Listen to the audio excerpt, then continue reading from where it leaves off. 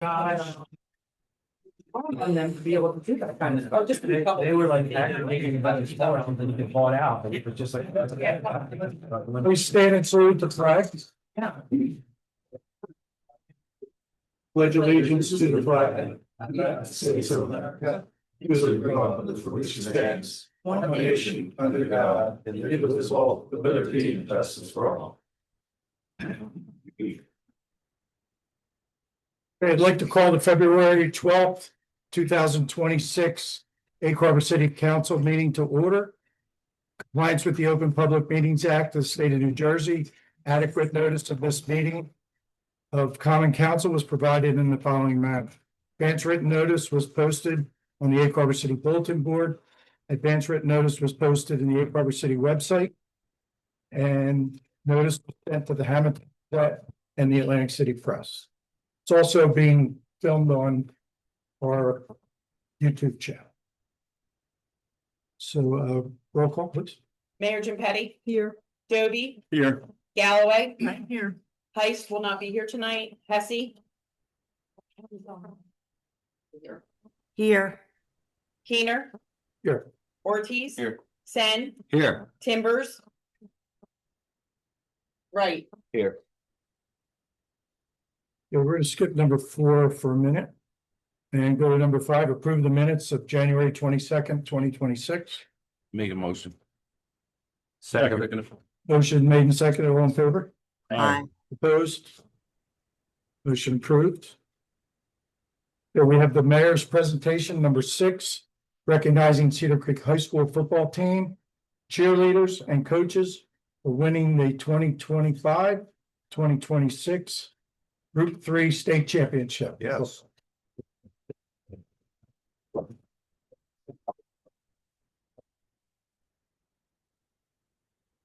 Hi, everyone.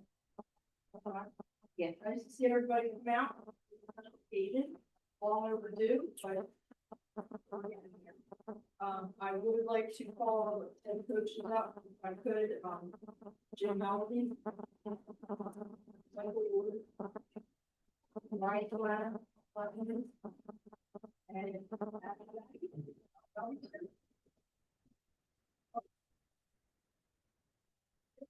Mayor, can we get them in the picture? In the, this is that. She's gonna fan over time.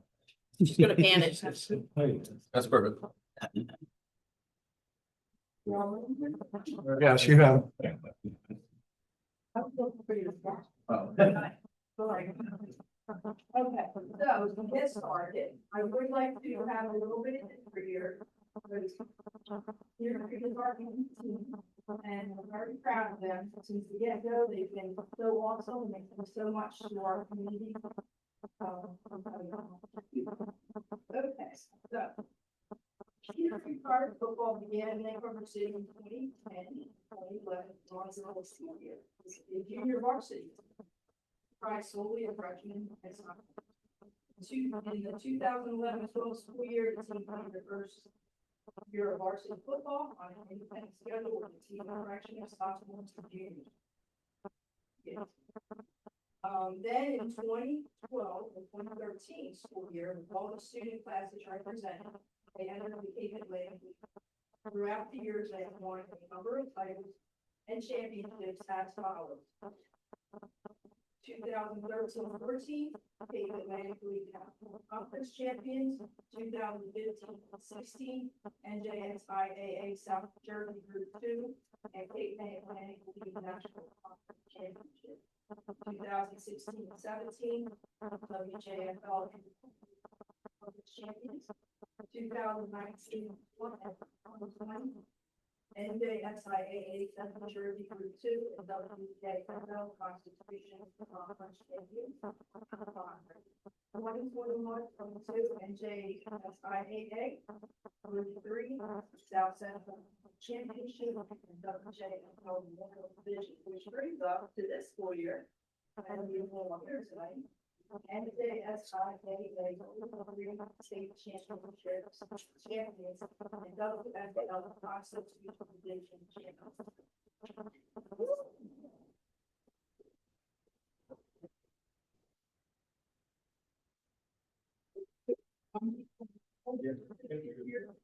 but everybody has one. And that'll bring us to the proclamation, which is.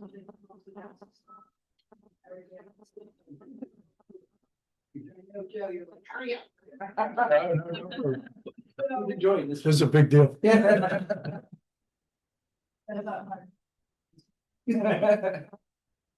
So after I read this, we'll give out the certificates for the cheerleaders and football players. And we'll get a nice picture for the paper. And we'll agree, we'll have to wait for you to say. What else we need. You're not a problem. Okay. Whereas in 2012, the Cedar Creek Pirates football team has been a college to be reckoned with in Cape Atlantic League. This year was another collection which finishes their 2025-26 season as the West Jersey Football League Division Championship champions. The record of 12-2, and then going on to compete for the coveted state title at Methodist Stadium. Whereas statistically, the combined record of varsity team of the 3 years they were school was 33-16, the playoff record of the combined. And whereas on their road to the championship with the motto, "Leave no doubt," ingrained in the hearts and minds, they went on to win NJFIA 3 sectional championship, beating Maitland 34-28.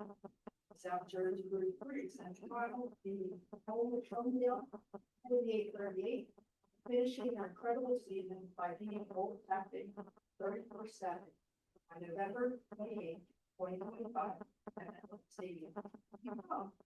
NJFIA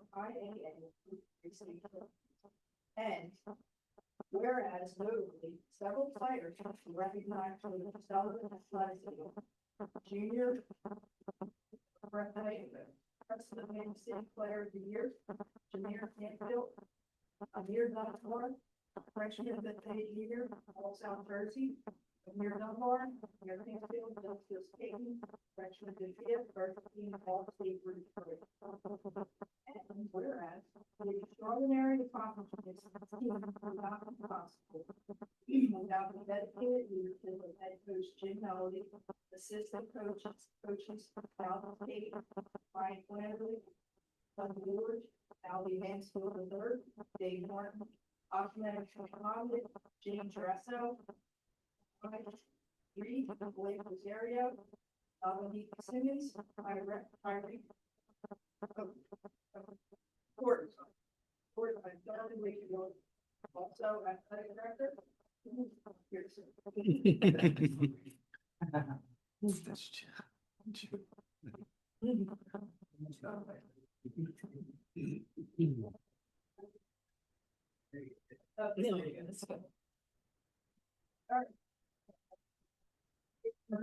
Superintendent James Graham, Principal Scott Parker, Athletic Secretary Maria Israel, Trainer Stephanie Marat, Booster President Club Stacy Lancini, Managers Luciano Ortiz, Brooklyn Bomber Charlene Gutierrez, cheerleading coaches Melissa Palisada and Debbie Brown, the Cedar Creek Fire Police cheerleading squad, and the Cedar Creek Pirates parents. Each one mentioned above deserves recognition and commendation for their contributions and unwavering commitment throughout the season. Whereas the residents of Egg Harbor City, City Council members, and I are very proud of our Pirates. You have left no doubt that you are champions. Now therefore is the resolve to commemorate this prestigious victory. I, Dr. and Mayor of Egg Harbor City, proclaim November 28th, Cedar Creek Pirates Day in Egg Harbor City in Boca City. Hashtag we are Cedar Creek. Hashtag we are the chief.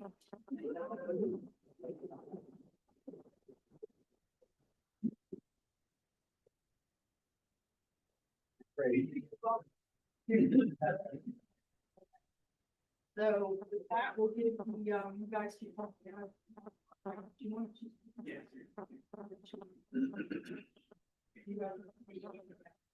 All right, we'll go with the football players first. Okay. And I realize some of you are not here, but I'll let the coaches take care of that. They know who's here, who isn't. And then we'll move on to the cheerleaders. Okay, we have to get a picture, so once you get your, stand right over here. Yeah, do you want to start over? You can have. No, I think. We can make it. You want to stand behind us?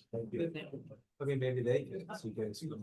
All right, so here. All right, first I want to say thank you guys to everyone. I probably said it time and time again, but, you know, what this community has done for all of us, has been incredible throughout the whole ride. It was awesome because we were able to play, 3 home playoff games. We were obviously able to win the sectional championship in Egg Harbor City, and I thought that was important. And, you know, I talked about it, after we won at MetLife.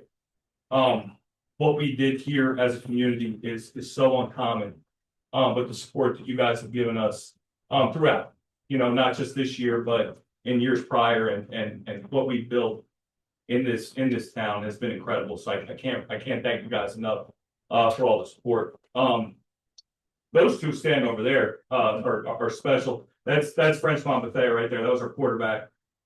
He was the AC Press Player of the Year. He was.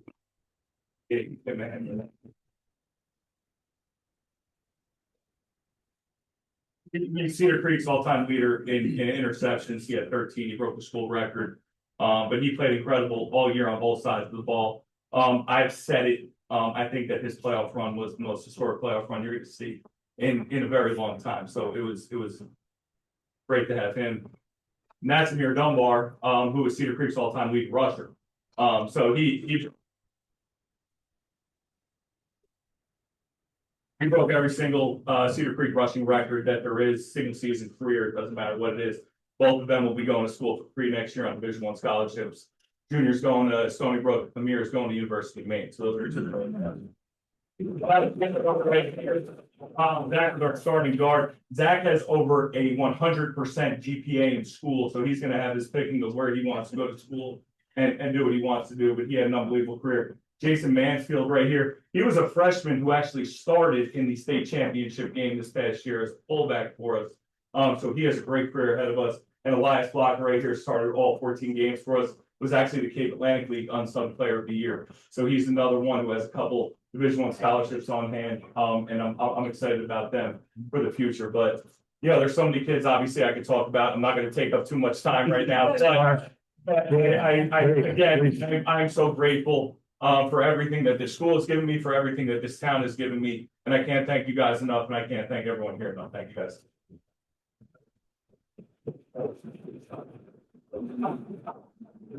Yeah. Right. I'm gonna step over there. Yes, swing them. We'll get a picture with the football team, and then if you guys can stay there, we'll get the cheerleader.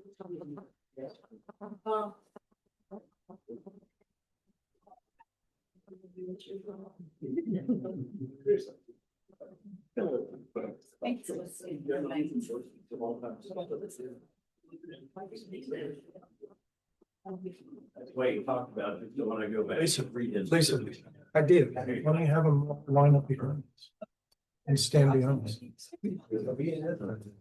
you my players? Or in front of us. Oh, Steph. Yeah, let's go. Yeah. Okay, we're right here. Maybe they're mixed. Let's bring the students up front. Behind there.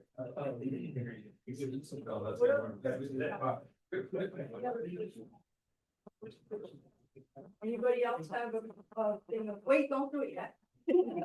I'm looking for, you gotta get up, I'm looking for the. I think. What are those? Lisa, you looking for this?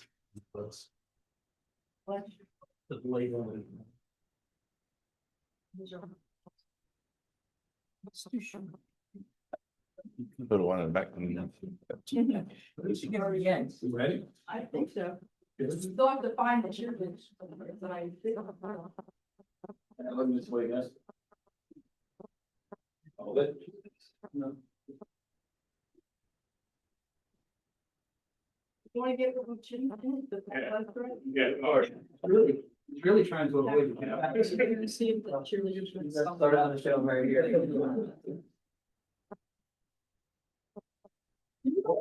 Yeah, this was. This was up.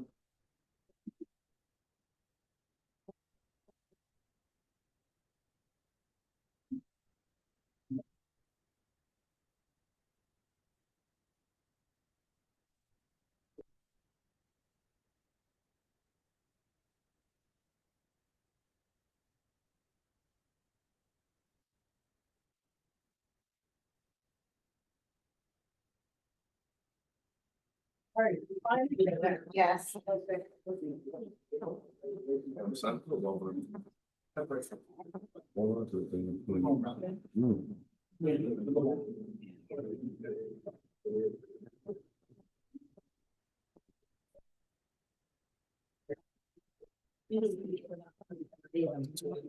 Yeah.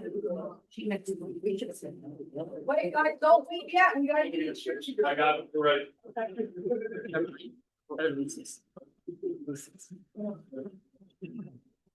Okay.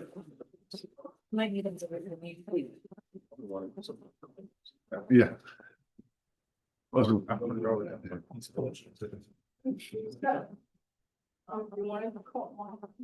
me to go? So, June, Spirit is Cedar Creek is all short, right? So, cheerleaders are a big part of that. And we want to recognize that, they're part of this team as far as I'm concerned. And we should be recognized, so the cheerleaders will come up. I know Joe, and maybe. I'll just read them all. When we're. You guys were there, fifty. In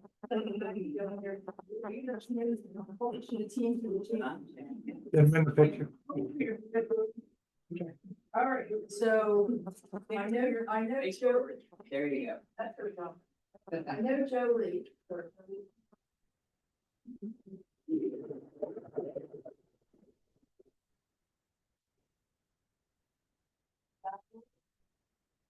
Brianna Daniels.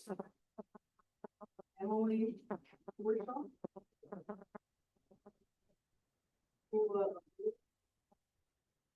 John Centron. Kelly Butterball. Jaya. Ava Jo Singletary. Madison Grace. Yeah. Peyton Anderson. Madison Richards. Nika Walker. Chloe Tola. Finally.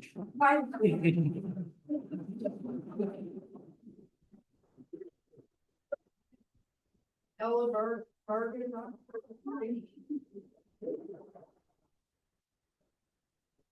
We got one left. Probably not here to take one. So, that should go.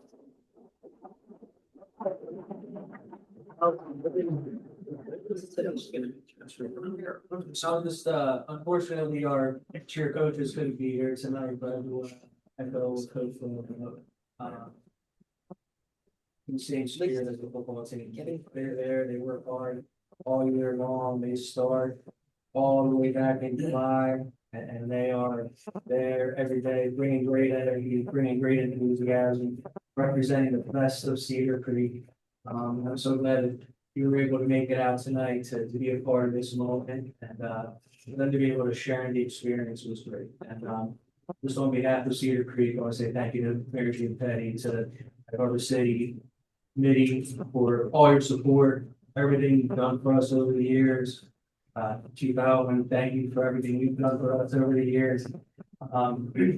This was a really special year, but without the support of the community, it doesn't feel the same.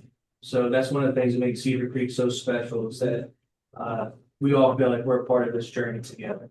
So I do want to, we have our Philly Ave thing that we do here, and we just got lucky today that we were able to tie our newest Philly Ave shirt into this special event for tonight. So I want to present this to Mary Jean Petty. She's our biggest supporter, our biggest fan. And as it all came together, our newest Philly app shirt is dedicated to our brand.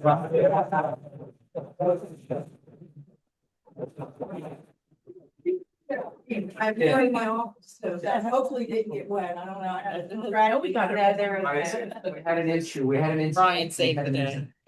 Be framed, if probably put it in here. Yeah. It's a good score. Thank you. And it's reflective of how much it means to us to be able to reflect our community and represent all of them. So thank you for that privilege and looking forward to giving it another shot. Say, I'm happy because Philadelphia Avenue is the inspiration for Cedar Creek football and all the sports all together. So who would have ever thought that could happen, but it is, so thank you guys.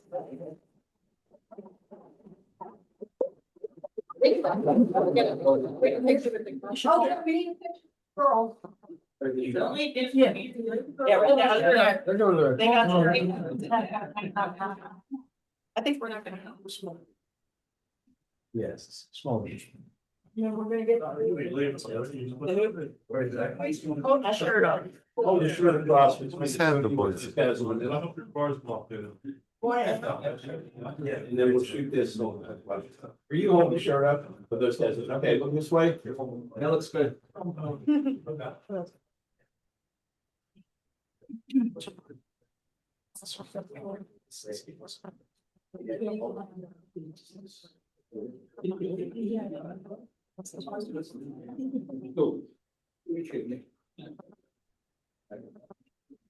Man. All right. Line everybody up behind the council. I think they would take room boys. You only bring the boys in. Yeah, I wanna bring you and the cheerleaders behind the counter. Mike, stay up. Line up right behind. What's that?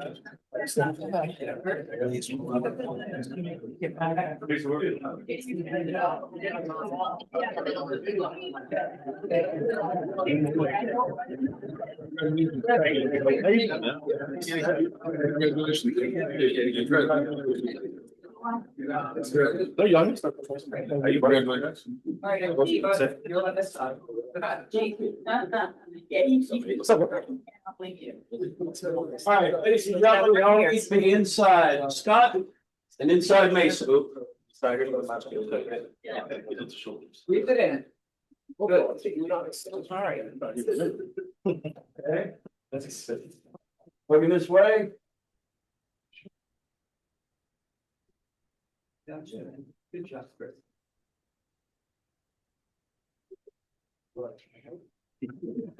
Hey, get rid of your water bottles. There's a beer conditioner. White liquid. All right, need the non-water bottle shot.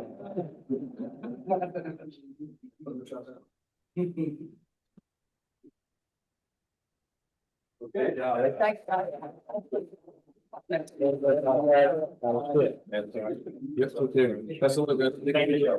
Always what I want. So this football. 21. Thank you, guys. Okay. Too bad, that's too bad. Here.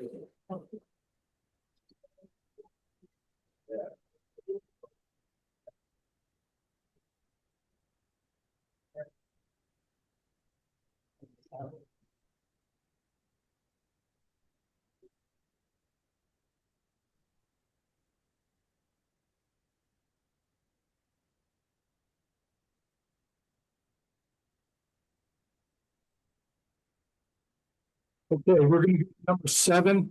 It's a public meeting. A public information session, Atlantic County Department of Regional Planning and Development.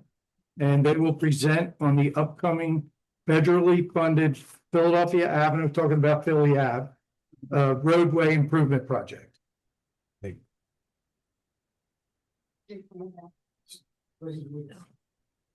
Yeah. This is major.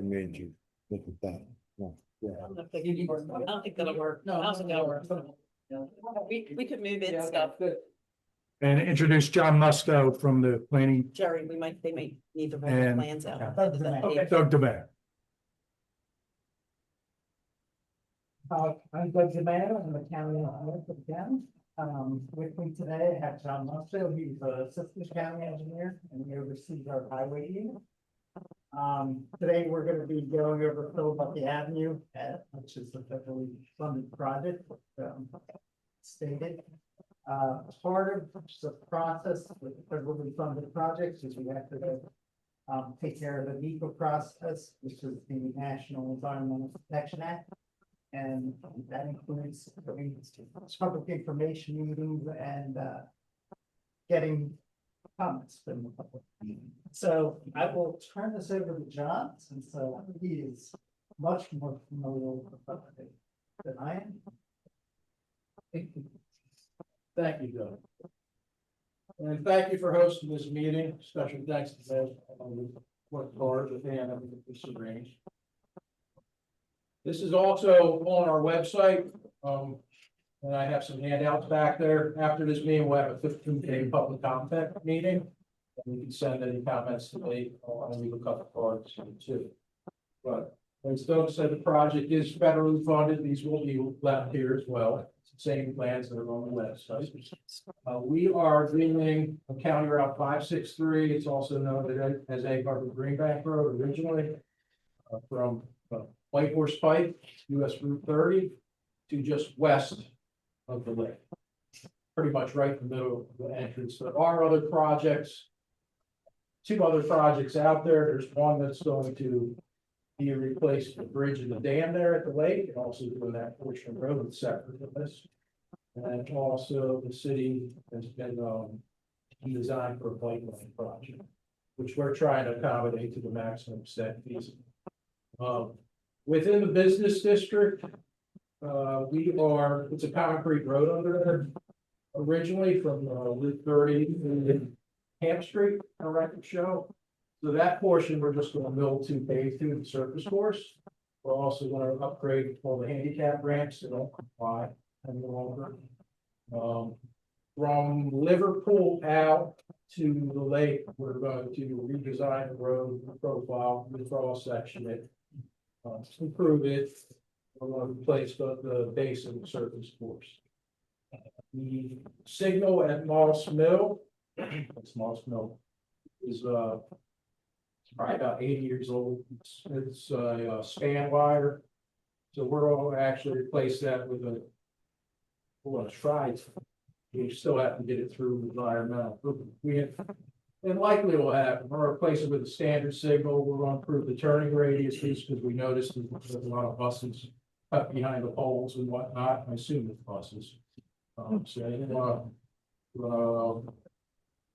improve that as much as we can. And that's our intention. As far as accommodating the bike lanes, right now, particularly when you get east of Moss Mill, I haven't measured myself, but typically your lanes are usually 12 feet wide. I'm told that they're like anywhere from 13 to 14 foot wide striped, white line. We're going to put back 11-foot travel lanes. It's a little bit more traffic now. And the minimum paving width is 30 feet. So you'll have excuse me, you'll have a 4-foot shoulder out there. Where there's curb, we're going to kick some of that back. We'll put the curb at the intersection. We're going to put in a 5-foot shoulder to accommodate the bike lane project. And then most of the driveways, we're going to, usually there's 1.5 inches width. We're going to put those flush. Because if the bike lane project does come through successfully, they're going to widen the road a little bit. But at the actual driveways, we want paving, solid pavement, because they're proposing coarse pavement right now. Which is something a little different. We've never had one over there. So that's pretty much it. We will be replacing any drainage within the town that's corrugated metal. Per pieces, we'll be bringing them up to standards. Typically, we're limited to a 2-inch opening, key piles, and like that from going into the system. We set up preliminary plans here. The detour plan's not final. I haven't even looked at that. I honestly haven't looked at this too much at the direct and just goes wrong. We do, just so you know, we do design in-house for our roadways for now. So a lot of, and our designer for this is, our head designer actually lived in Egg Harbor City. The one that's actually been doing it under him was in Mays Landing, so. You know, we all, you know, our children go to the schools around here, we use the lake, so. We try to put a personal touch to it as much as we can, what we're allowed to do under federal money. It is programmed for $3 million, now that was programmed years ago. So just so you know, kind of the range of the project, and that includes inspection as well, so. When we get into something like that, we try to grab this government money as much as we can. We get probably 2 to 3 million a year in federal funds, and probably 6 million in state aid, well, county aid. County budgets. All of our road design. Past 20 years is mostly in-house. In the sake of work, so we're proud of that. John, what's the timeline? The timeline is, we'll probably get final, we gotta go through our CD, so part of that's this meeting. We are, could go through the whole time, I'll cut to the chase, we'll probably look at it spring 2027. Realistically. If everything fell in place, it would be fall 2026, it's fiscal year 2026 money, but there's. It's the whole process, you gotta get the money approved. So the last time we met with you guys, you had said the bridge would be started in the fall, correct? So that's not That's gonna what we're happen shooting now? for. Okay, We did get our timeline approvals yes, okay. finally, after several years. We feel your pain, trust yeah. me. What are we going on, 9 years for the bike path, Jody? I think it's 8. Yes. I think last year. 2018 plan. It's been a bit, yeah. DOT's not really happy about that. So, Yeah. with that, we're cleaning up the plans. And we still have to submit the dam safety. Because of this merge spillway, which allows you guys to drain the lower lake without draining.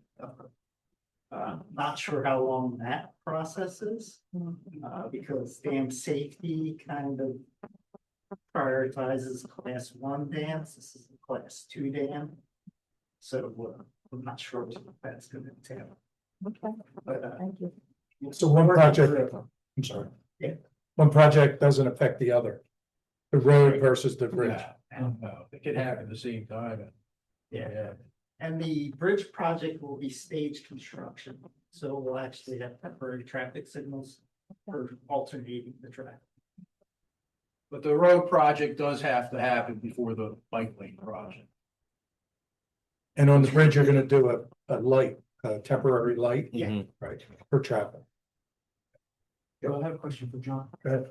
From the Pike to Canton, because that's our business district, was there any thought on the county side of paving it at night or? There has been thought of that. Certainly makes sense, Yeah. and that was actually brought up recently. Usually traffic control is the last thing, you know, but I mean.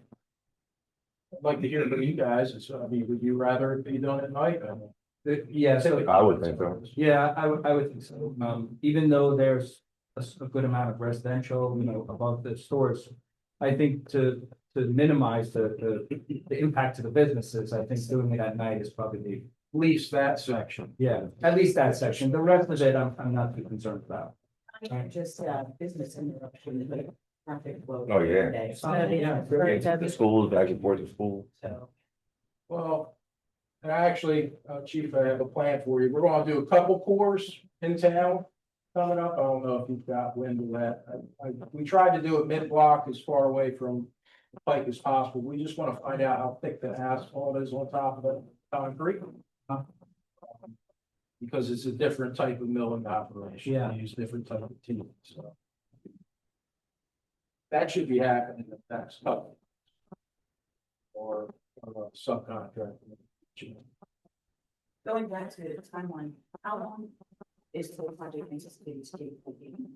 I know it's limited, but any rough timelines, rough estimate? I haven't looked at the schedule, but it's probably gonna be 90 days, I would say. The biggest issue is probably gonna be doing the traffic signal. So, I'd say at least 90 days. I mean. I don't wanna say 101, I'd have to look at it, but that would be the worst case scenario. There's nothing really out there. The paving portion that would be like 2 weeks or so. Yeah. Yeah. It'd be 2 weeks, yeah, they would do. Yeah. Yeah, usually there's a pause, they do the base course, so the part that we're reprofiling, they do the base course, then we actually add build it to see if they're on our proposed grades, which kind of delay, so yeah, probably 2 to 3 weeks. They gotta come back from science for these things. When will you know for sure if it's gonna be late 26 or early 27? Likely September, I mean, that's when we get authorized, so, you know, we gotta go through preliminary. Design review, which would probably be in June, and then our final would probably be submitted July, August, and then. We get authorized, we actually have to get the inspectors picked and authorized beforehand too. Isn't it better to do it in the spring? It would be. That's usually how it happens. And sometimes we'll. That's how it's been happening, I would say, for the last 8 years. In the past, we must. Begin like drainage and things like that.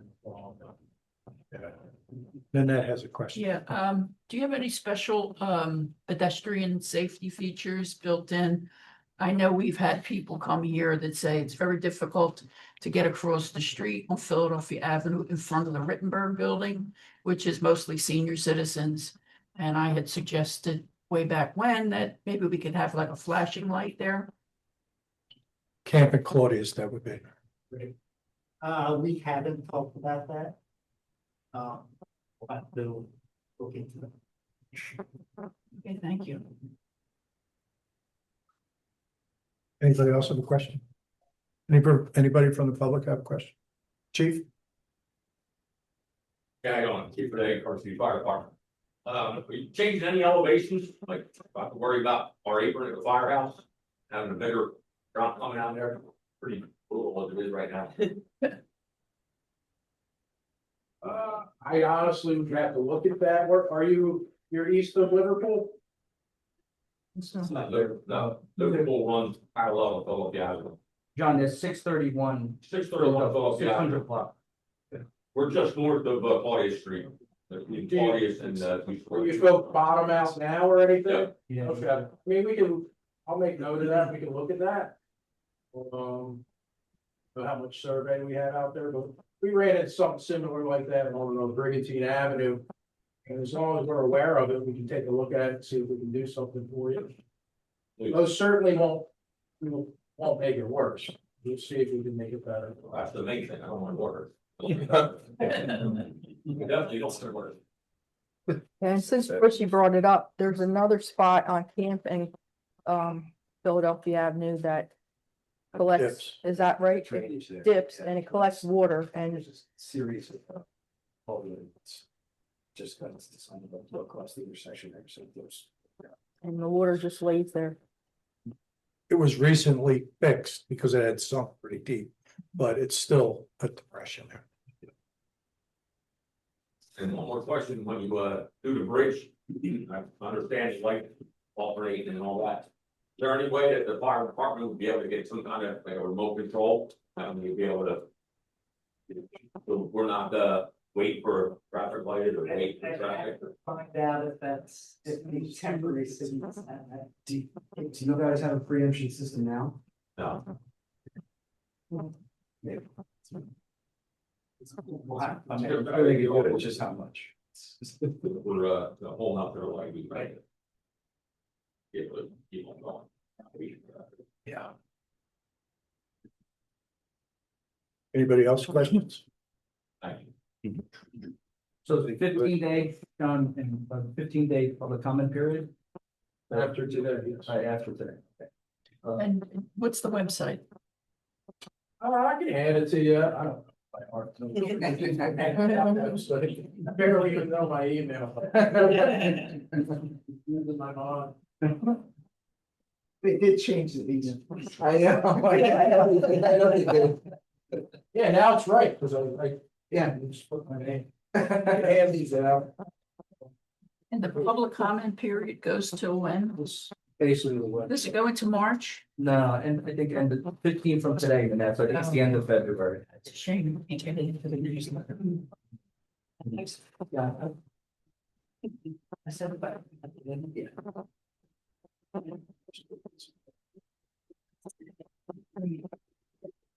Brian, weren't there also some complaints at Rittenberg where that where the water pulls up there too? Didn't we have those a while ago? Rittenberg Manor? The handicap ramps, I think that's been delayed, redoing that. No. Yeah, the middle handicap, yeah. Doing the two ramps, we have ramps up on No, those are compliant. They're compliant, we will redo the paving there, because it's about 5 years old now. Okay. Yeah, Just won't have construction on the two ramps. Got it. Okay, good. Yes. Our clerk has a I question. said, would you prefer these suggestions in writing to you, like? Or you'll just watch the tape? I'm taking notes, I'm actually, we'll ask for notes from the meeting, I mean, I can send them to you. Okay. If there's something I missed, I basically have a camp, there's water on the corner. Firehouse driveway to look at, preemption, also. What was the request? Rittenberg, Matt. Replace the sidewalks along Philadelphia Avenue. Is that, Do we do that? Benches replaced. that's just it. The fire department suggestion. And you said we could watch the video. Yeah. Yeah, it's on the website Nice. So that's very. and sometimes on Facebook. You're kind of out of the, well, you're. Excuse me, Joe. Joe, this is Joe. Can I speak a moment? Yes, good, Kim. It's broken up. The audio is very broken up, so I don't know how much they're going to get from this. A lot of it's broken. Yeah, because they were standing away from the microphone, so. Yeah, you have to stand right up. Okay. Thank you. All right. Thank you. Yeah, could you repeat all that? I did enjoy the first presentation. I was up there for the game. My son's in the pep rally. Nice. I will mention them. They're part of that too, I make kids give me that. They're awesome, that team has been awesome since day one. Yeah. Really have. It's fun. Thanks. So, Well, thank you. yeah, we're all leave that here and, feel free to reach out to me. You have my contact information. You can do email, you can give us a call. Okay, thank you. Snail now. Thank God. Thank you. Thank you guys very much. Thank you. Thank you. Thanks. Let me put them up here. We can. We got Oh, you have. Okay. Basically just do that. Thank you. Okay. Did we approve the minutes? Yeah, we did all that.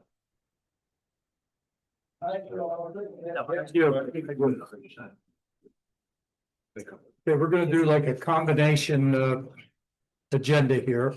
We're going to still do number 4, but before we do number 4, we're gonna ask the chief to get up and talk about number 18 and the process to how she selected the contractors for awarding the towing contract. Or recommending.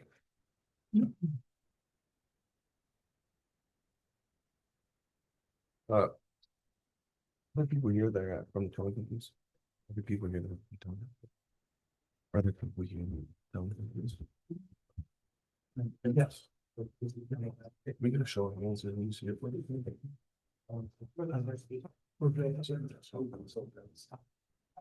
Got you. So the process for me is fairly simple. based on the ordinance, we get applications. We have 2 applications. They are, obtained by anybody who wants to become a tow vendor from the clerk's office. They fill them out, the clerk gets them, and with any supporting documents, and they then forward them to me. I think the first one that I got on January 16th, and they had until February 5th, to hand them in. Yeah, it says I'm supposed to get a reasonable amount of time to do a background investigation. I don't know, 5 days is reasonable, but we did our best. So what we wind up doing is we look through the documentation that we get, and we also take a look at some of the physical plant issues and check the registrations, go through the driver's license and look up some of the history stuff of the applicants and the drivers that they put through, the vehicles that they put through, and we go ahead and take a look at things, and we review insurance documents that they provide. What we do, similar to our police applications, if we find a disqualifier, we stop looking any further. I'm not going to waste my time looking at anything else. So what I did is anything that we found, if there was a disqualifier, I put them to the side. The 2 applications that I recommend that did not have any disqualifiers were Done Right and American Recycle. The other applications that I did find issues with have issues with insurance and or issues with the applications themselves, with incomplete or inaccurate. So that's basically where we're at with that. So we each have the information that I provided you with the issues that I had with those that I did not recommend for review. Ultimately, it is up to the council to make a decision based on the recommendations or not. So there you have that. Thank you, Chief. So now we will go to number 4, and I will ask if anyone wants to talk about agenda items. And this being one of them, number 18 is the towing. Mr. Fortin. Glenn Foreman, Please speak into the microphone, please, so we have a Glenn Foreman of that, she, for 30 years. Never had a problem with actually think the towing because highway got hurt and so forth. And never had to fight. My insurance is always up to date. I don't know what exactly background checks are different from last year. Nothing has changed. The housekeeping for whatever the procedure is.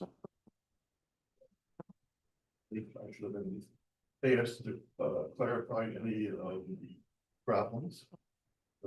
I'm 70 years old, I've been working, but I'm here.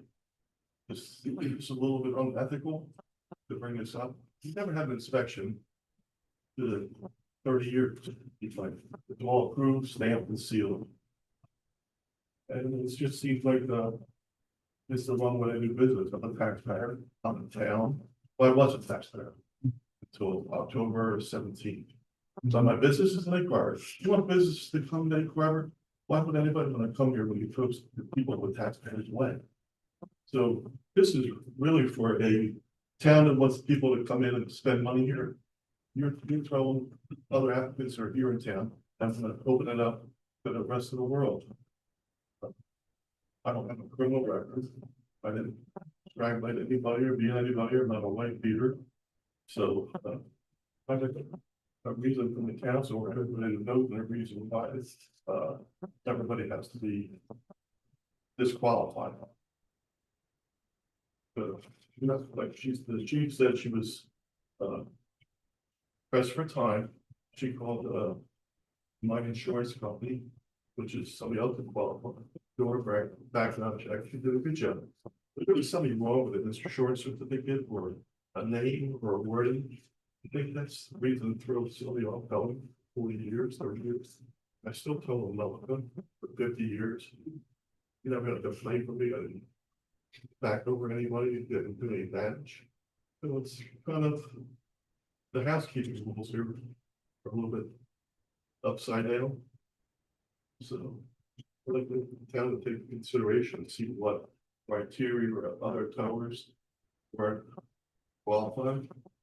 You know, I have the biggest yard in town, over 20,000 square feet. It's all lighted, it's all secure, there's cameras. You know, like to know why I was disqualified. One second, Mr. Attorney, would that be something we could discuss here right now? I think after the award is made and council votes on it, all the submissions and the recommendations would be subject to no requests, so you'd be entitled to that, but after. So you're saying that's not something we should discuss right now? Right, So is it? So what are you saying we can't discuss? Saying that the chief has provided you with her recommendations based on the background investigation and the detailed submissions that were supplied by everyone. That's a deliberative document. I think it would be subject to public disclosure after an award is made. That would be subject to public disclosure. If there's a challenge by any of the applicants that don't believe that the conclusions in the recommendations were, the conclusions of the background check were correct, that applicant would have the right to file an action on Superior Court to stay the award and have it further. So that would generally be the process. What happens if it doesn't pass? If it doesn't pass, the entire towing contract, none of the towing contract passes. Right. Then it would have to be rebid, but that would be an action by council and there'd be no deliberation on this. So it would be subject to disclosure. It'd be over. But we can have discussion here with among city council, Correct. as with any resolution. Can I ask Mr. Foreman a question? Justin. Yeah. Well, specifically, it says that the garage liability and garage and dealer's liability insurance expired on October 11th, 2025. Is Mr. Sen, Councilman Sen, I think the point is, it's a liability issue on our part.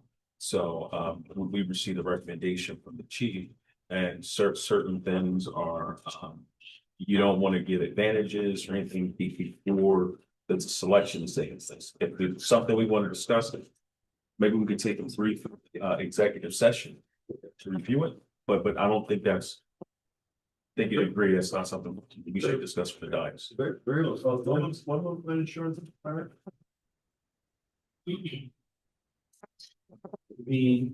can I keep? I would Can I hold up on that answer answer to that. This So is just me to tell, my insurance is required. It's one of the extended phone contract. Why would the city, if that's a clerical error, that's no reason to throw somebody off. My insurance is paid. So, so I don't know why the city wanted me to tell, maybe my insurance was, the chief called up or had kind of clerk called me up and said, I covered someone's highway. My insurance was expired, why don't you give me a ticket? I mean, my cards are good, I have a bond and everything else. So this is a little bit unethical for a businessman. Thrown down. I don't want to, I can't sue, I'm not a suing person. I just want a fair shake. You want to put somebody that's been here for 30-40 years, paying taxes. Or for an insurance quote, you'll be making a mistake in the office. So I know the chief called today. She called the insurance company, just checking. You know, we pay heavy insurance. They want to have they probably $4,000 a year for this stuff. It's not, nobody would run the operation with the other guy and have bad insurance from somebody. It's just housekeeping. A good way for this for somebody. all right, so thank you, Mr. Thorne. My understanding now is we should either take action on this and get a motion to, Well, there's probably more public comments. okay. Anybody else want to speak? Okay. I just have a question. I'm representing that A&A application, he's away. I have Cornell's on the body as well. do we receive something stating why? Why? Because we need the opportunity to understand if it is turned down. Why it was turned down, and we deserve the opportunity to at least identify that problem. Well, two things to that point. Yes, you can. You submit after an award is made, you're entitled to submit an open request and receive the documentation with regards to the recommendations. So you can do that. The second point, just so everybody's clear, is you don't even if you receive 10 applications and everybody was compliant, you're not required to pick all 10. You're required to pick 0, 1, 2, 4, whatever you ultimately decide. So, but there has to be a method that's consistent. You can't just say, oh, well, let's pull this name out of the hat. Let's pull that name out of the hat. Everybody deserves the same opportunity, especially a taxpayer in the community. Everybody deserves the same opportunity to submit. It doesn't mean that everybody, just because you submit an application that's deemed compliant, that you're automatically going to be accepted. And just to clarify too, even though it does say non-recommended vendors, there's still an opportunity that city or council can actually vote even on non-recommended, correct? Correct. Okay, that's what I'm just clarifying. Just clarifying. I think we have to vote on the recommendation provided to us. Okay. I would agree with that, yes. Oh, basically, that's right. Yeah. So if I'm understanding it correctly, you don't get the opportunity to identify your problem. Everybody's given the same opportunity to submit bid, and everybody's held to the same standard.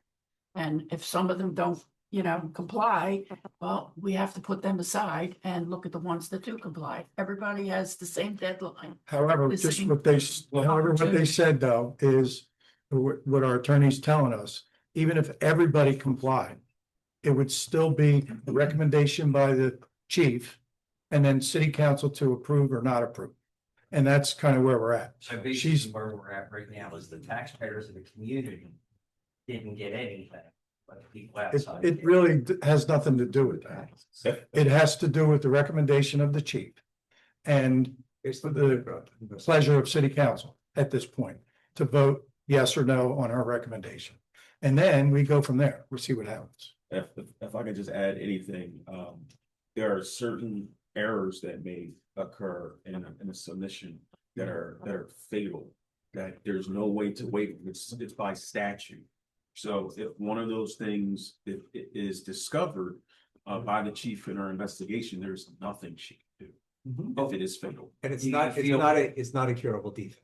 Yes. Right. Do you feel we at least deserve to understand why we were turned down? Yeah, and I think that's what the attorney's saying, that you will be able to find that out after we vote. Well, the defendant is what Councilman Timbers was talking about. If you make a submission with a material defect, that defect it deems your submission. You're not allowed to accept that submission because there's a material defect, and you don't have the opportunity to cure that defect after that. That's my statute. That's all. If I send my other papers to you right now, I mean, this is unbelievable that you're going to. My dad speaks so. Not from the back, Glenn. Good.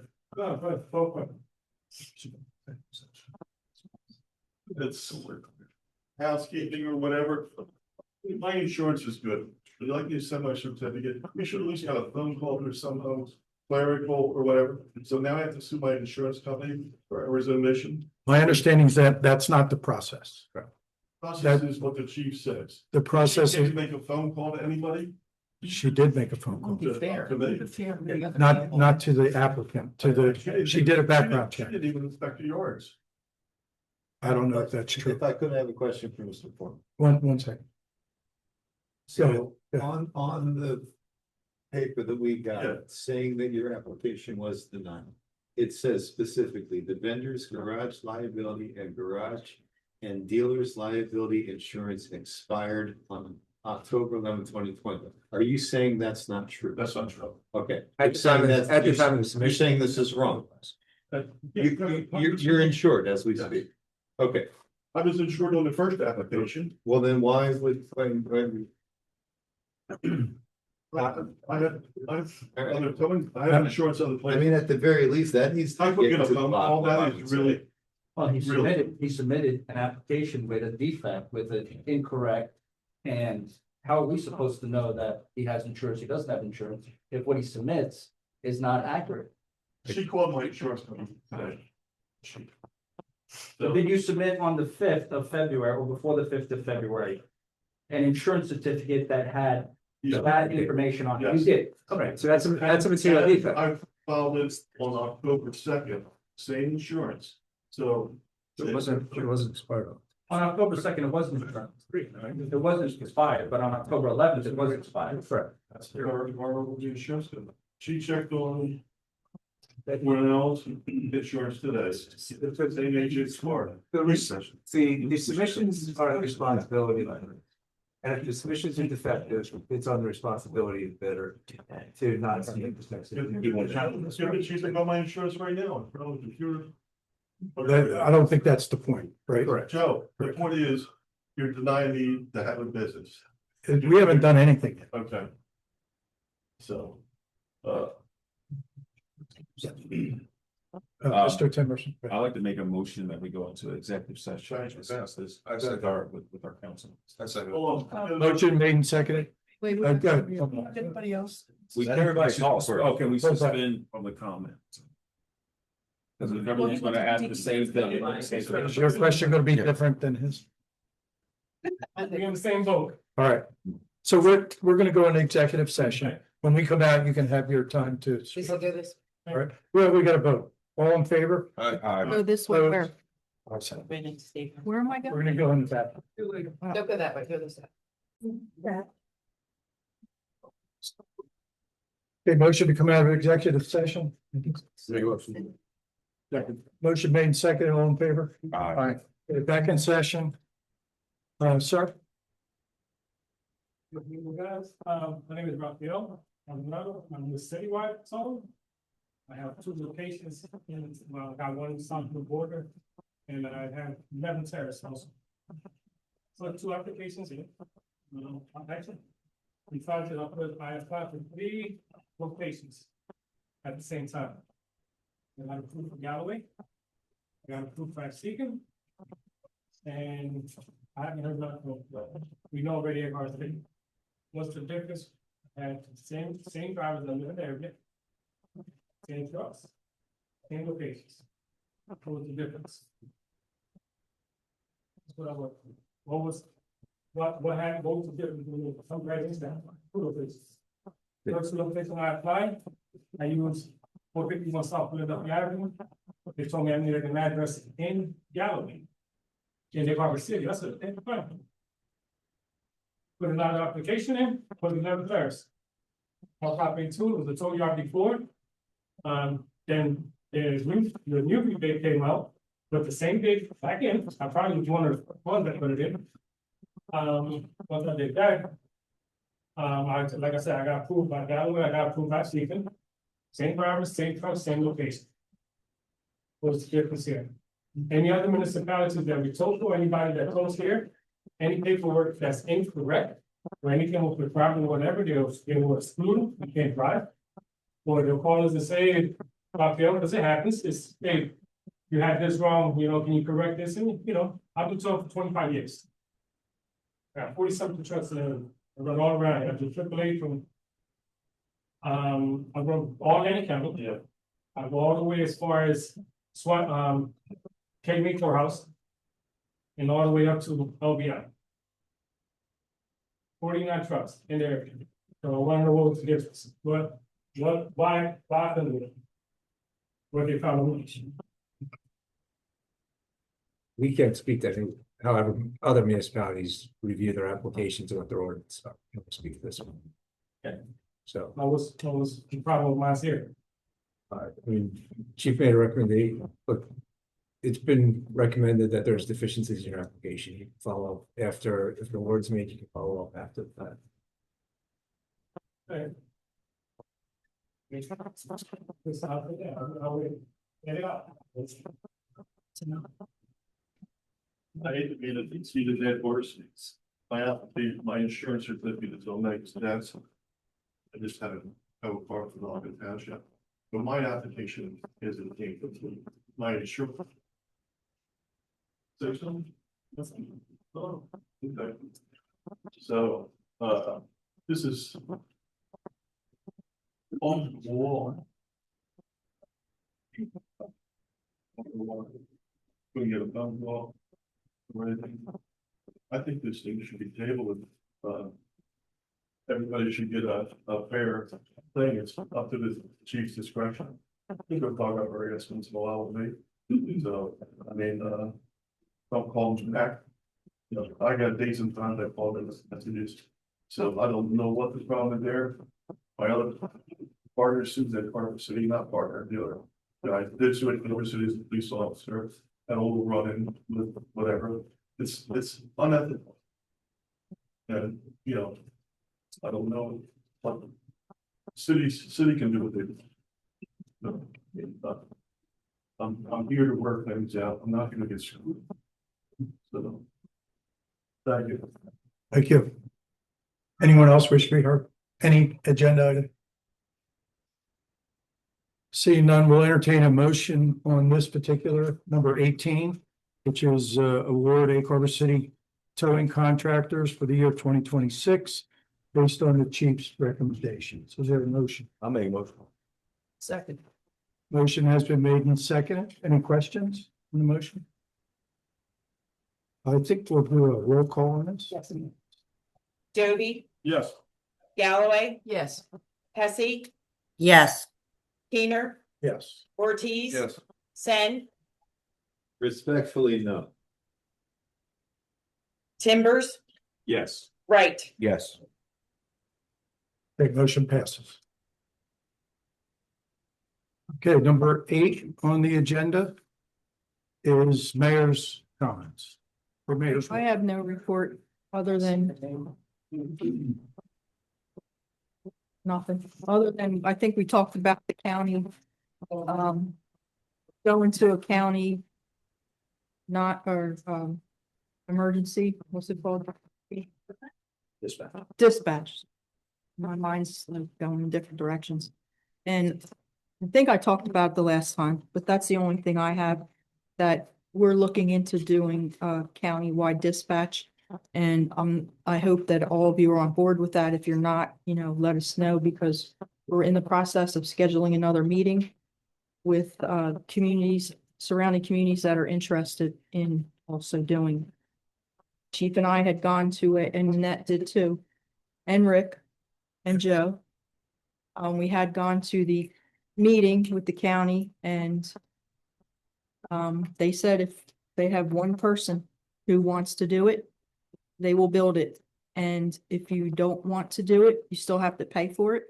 And you still have to pay for your own dispatch. So it would behoove us to move in the direction of, I wish the Chief Kinsley was here to explain it better than I can, but we're working on it. So would anybody in the council be disagreeable to us pursuing countywide dispatch?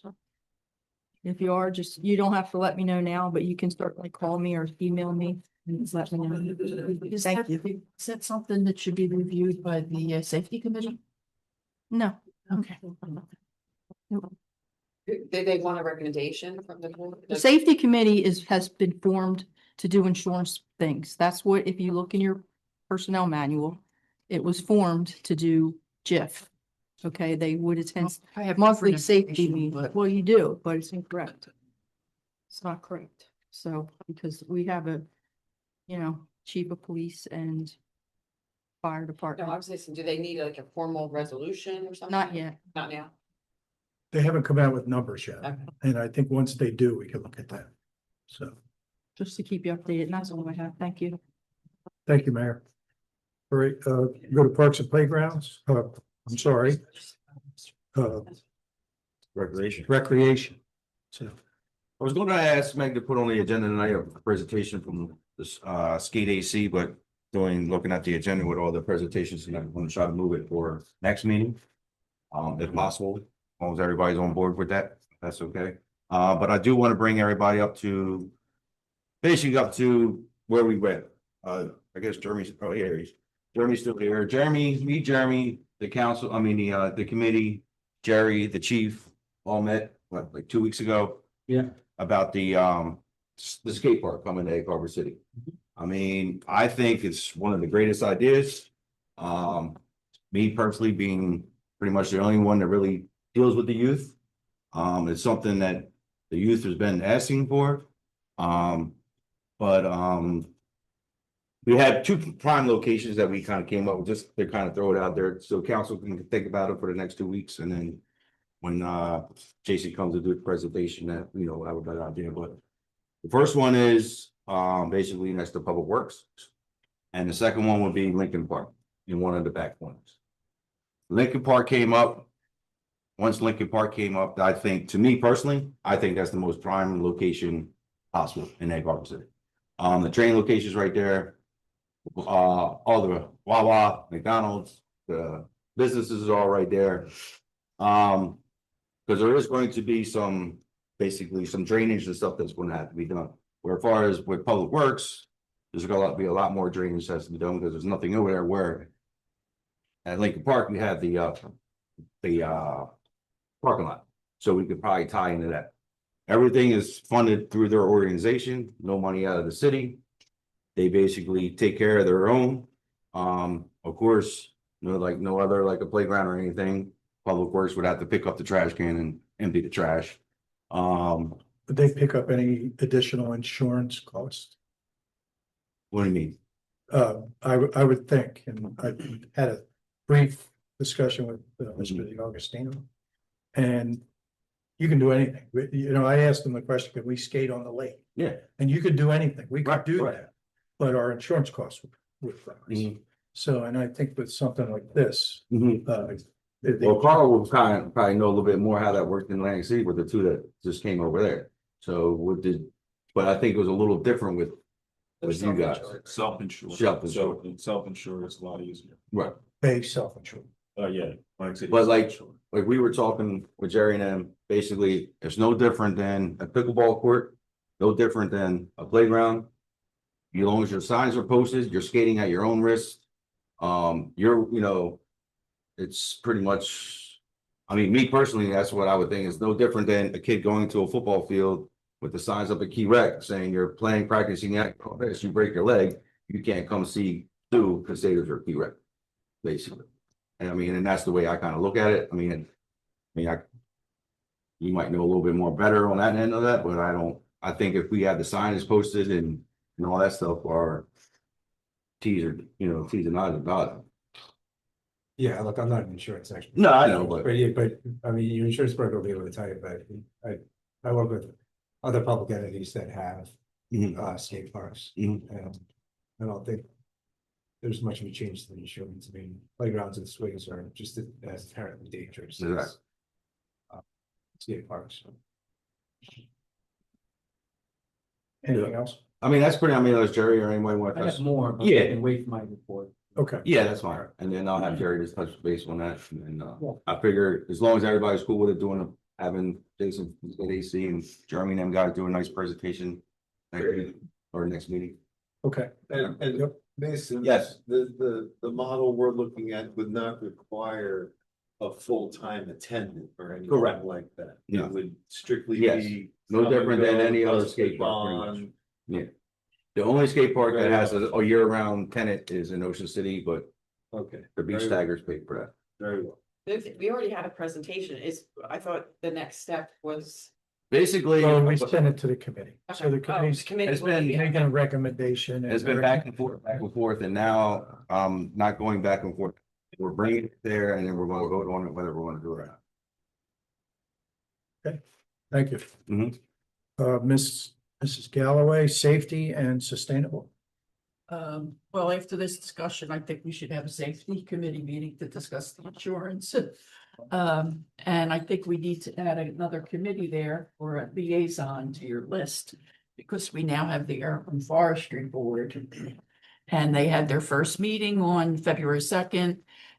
Amy Kramer, Dick Colby, Dan Schau, And I'll be the liaison, and Jerry is our arborist, who will be advising us. The members were sworn into 3-year terms expiring February 2nd, 2029, and they unanimously elected Amy Kramer to serve as president.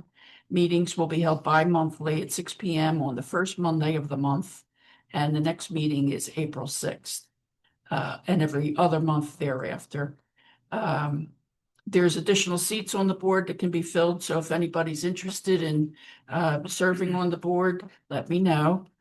We have core training, which is a requirement, coming up in March. It's a mini course online. Kind of learn as you go, and a couple mandatory Zooms. And then it'll be offered again at the Shade Tree Federation Conference in October, which is going to be in Cherry Hill. As far as sustainable Egg Harbor City, we decided to hold our annual Arbor Day celebration a week earlier to encourage more participation from vendors. It's really difficult to get vendors to come out that weekend because it's Earth Day weekend and everybody's gearing up for that big event over at the ACUA. So our Arbor Day celebration will be 3 to 6 p.m. Friday, April 17th at Peace Pilgrim Park.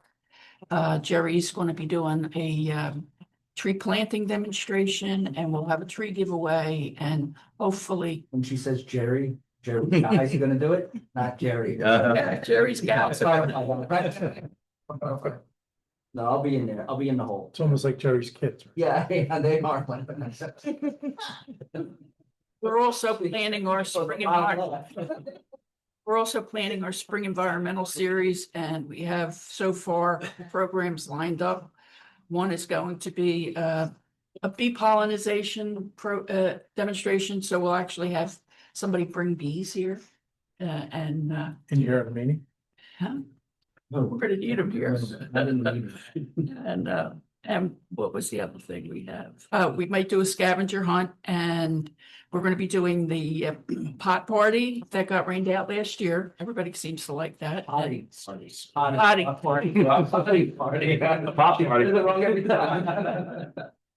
And we're gonna be investigating monarch butterflies and so forth. So we're gonna have a nice lineup of programs. So look for that to come your way. And Sustainable Egg Harbor City, we have a grant application to submit. It's on the agenda tonight to add money to the forestry management plan that we want to do at the for the land past the lake. And if anybody has anything for the newsletter, please get it to me the week before March 1st. Nanette, can I tell you Yes. something? In the greenhouse, we do have beekeeping, apparatuses, whatever you would call them. It was purchased by, well, it looks like a lot more than just supplies. It has like the helmet and the thing. It was purchased by the Coalition for Safe Community, and I don't believe it's ever been used. So if you go in the greenhouse, look to the left, it should be on the shelf there unless it was tossed, which I don't think it was. And then we did fix the greenhouse, so the greenhouse we fixed 2 broken pane glass panes, so there's anyone from Sustainable that wants to try to. Maybe we should we're going to do a tomato growing program, so maybe we can do our own tomato seeds. Oh, great. When would you start that, actually? March, April, May, we usually spread it out. The coalition wants to do a clothing drive similar to what we did for the veterans. And I kind of offered that we could use the greenhouse because I We'll don't. do, when would they want to do? I don't know yet. We're not going to be, well, if we use the greenhouse, I mean, just do what you want to do. But we did have a request to do clothing bins, which would be a permanent fixture that would raise money. So we need a location for that. So I don't know if the city is interested in allowing us to do that. They get messy. They do get messy. We have an Do? ordinance, so yeah. Where they could be located? Would you pull that? And the fee, it's a no. It's $100 fee. The zoning officer has to sign on. Okay. And Cedar Creek uses a company, they come and pick it up and they get a check for it. So as But- long as they clean them, someplace you go by that. It's a thing. mess. So we're blowing- Yeah, so then we're responsible to clean that up when it gets messy. Until the people come. And then they throw all the stuff that's not supposed to be in there and. Is there anything else? No, that's it. Thank you. There would be nobody better in my mind to be the liaison for the forestry. So we'll put that in the official sheet. Thank you. Mr. Timbers, ordinance and land use board. Oh, okay. Look at the- What's that? Don't you want her to say it? He's going through the report. I'll go here and I'll get her. Okay. Nothing. Did she have a question for Nanette? No, said something, but I don't know. All right. No, nothing to report. Okay, DPW, Mr. Doty? Don't have any report other than, the public works staff and Jerry and the rest of the city employees did a terrific job under very challenging conditions the last couple of weeks, and, I commend them for it. Lots of people unhappy, but not just it, including them. But given the, intensity of the ice and the fact that it probably until today hasn't unfrozen, we haven't faced anything like that in a long time. But you did a great job and the staff did. Last So time I had like that was December 10th, 2010. We had our last big ice storm. So I know you're going to give a report. on that. Yeah. So, all right, that's all I have. Thank you. Mr. Ortiz, I'm sorry, Forrest. Did anything? Well, is it Parks and School Board? And school. I have nothing for Parks, as I sat in that meeting with Mason. We discussed the skate park. So everything's been addressed on that. I do have something for the Board of Ed. I sat in on both the Board of Ed meeting over at the high school, and I also sat in just yesterday on the Board of Ed meeting at the for the middle school and elementary school. One of the issues I think was addressed there that was concerning was the sunshine law requirements. It was a major issue going on with the schools because they are being posted in compliance with the sunshine laws, but they're being posted in the Atlantic City Times, which is a subscription requirement to be able to access that. So I don't know if that absolutely meets the requirements. And there's other parents that were concerned about the requirements being met because they actually do not have access to those times to be able to know when the board meetings are happening. Can't they post on their website? Starting in March. Yeah. Yeah, the requirements change where they can post electronic stuff. Okay, and Like the requirement changes. the requirement changes. Okay. Because But there all was of our, steps we had to take. everything's subscription, right?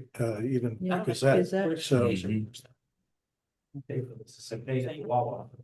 There, You gotta pay for it, but he's right. Even online, you gotta pay for the press and all that stuff. The state legislature changed it and effective this You week. suck you in one article. Okay, But and the then first steps you gotta take, like we go into effect March 1st, but I have put an advertisement in twice a month for a year. Saying this, where you'll find our stuff online. We have a Right. link on our website. I don't know if it's live yet because it doesn't go into March 1st, but, and then there'll be a tab on our website where so we have the option. There may be some things we want to put in the paper or there's not many papers, like, Right. but we don't have to, but there may be times we want to, you know.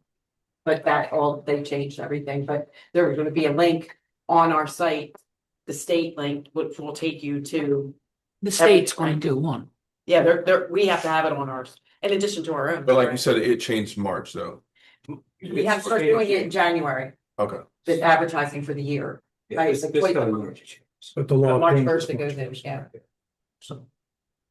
And Anything- prior to that, the law was always that municipalities and school districts had to advertise in a paid subscription newspaper. Because I worked for a company that was a free newspaper and we could not accept legal ads. And there's a lot of revenue for the newspaper industry in the legal ads, but that. Kind of a changed. contradiction, huh? Yes. Yeah. Hmm. Mr. Nothing else, Wallace. Thank you. Okay. Mr. Santropi and Aaron. I- Okay. I have something to say. Cecil? Yes. For the Rotary, I have nothing to report, but for code, I just wanted to say February 20th is the last day to apply for the head of the building department position. We'll be interviewing in March, the beginning of March. Also, if you haven't noticed, 2 of the Audie's unsafe properties have been taken down. More properties have been, what's that? 3 now? Okay. What was the third one that they took down? Which one? I'm sorry. Burger Pub. Bigger Pearl came down today. Ooh, wonderful. And I just want to give a big shout out. It goes to Jerry for enforcing our codes.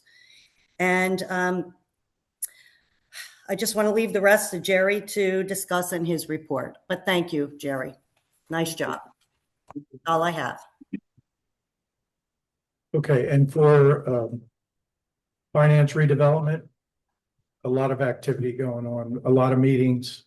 I do want to also thank everybody who was involved in taking that first step of cleaning up our town and the eyesores that we have out there. So there's more to come.